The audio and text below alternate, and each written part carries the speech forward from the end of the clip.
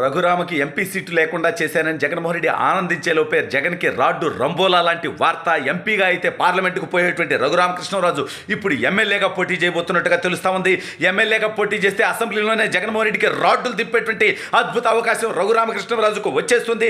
మరి ఇప్పుడు ఎక్కడి నుంచి రఘురామ అసెంబ్లీకి పోటీ చేయబోతున్నాడు, మరి ఇప్పుడు జగన్మోహన్ రెడ్డి ఏం పీక్తాడు అనేది ఈ వీడియోలో వివరించబోయే ముందుగా ఇప్పటివరకు మన ఛానల్ సబ్స్క్రైబ్ చేయని వాళ్ళు ఖచ్చితంగా సబ్స్క్రైబ్ చేయండి, మరో 10 మందితో చేయించండి. ఇక విషయానికి వస్తే మన జగన్మోహన్ రెడ్డి అనేటువంటి వ్యక్తి తన 420 జీవితం అంతా మనందరికీ తెలుసు. తన బతుకంతా కూడా ఎదుటి వాళ్ళని ఏ విధంగా నాశనం చేద్దామనే దాన్ని తప్ప ఏ విధంగా అంటే ఇతనికి కన్స్ట్రక్షన్ రాదు, డిస్ట్రక్షన్ మాత్రమే వచ్చు. అధికారంలోకి రాగానే ఈ నీచమైనటువంటి ముఖ్యమంత్రి చేసింది ప్రజావేదికను కూలదోయటం. 4 సంవత్సరాల 11 నెలల్లో ఈ దౌర్భాగ్యుడు కట్టలేనిది రాజధాని కాదు కదా, ఒక బిల్డింగ్ కట్టలేకపోయాడు. అయితే రఘురామకృష్ణరాజు గారిని మనందరం చూస్తూ ఉన్నాం.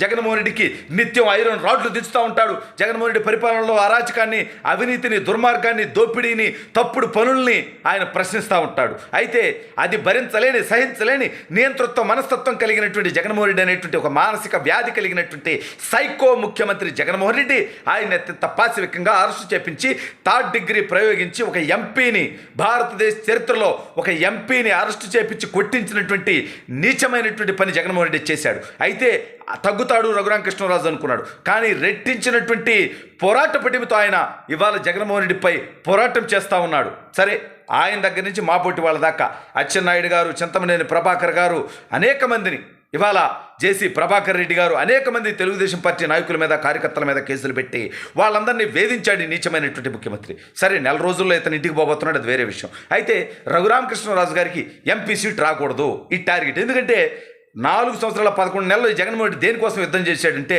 కేంద్రంతో ఈ రాష్ట్రానికి ప్రత్యేక హోదా కావాలనో, పోలవరం పూర్తి చేయాలనో, వెనకబడినటువంటి జిల్లాలకి ప్యాకేజీ కావాలనో, కేంద్రం నుంచి సంస్థలు రావాలనో, నిధులు రావాలనో కాదు ఇతను చేసిన పోరాటం.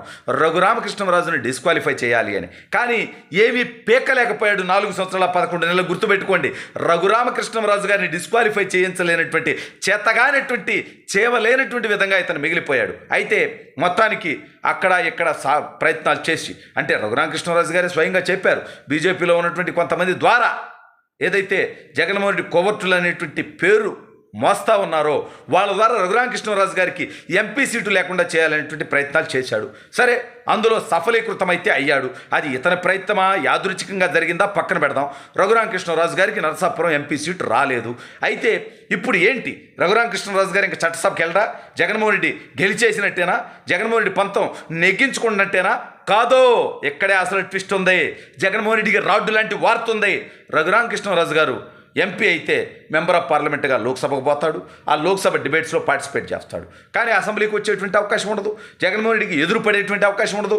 జగన్మోహన్ రెడ్డిని తూర్పారబట్టేటువంటి అవకాశం ఉండదు. జగన్మోహన్ రెడ్డి తప్పుడు పనుల్ని తన ఎదురుగానే ప్రశ్నించేటువంటి అవకాశం ఉండదు.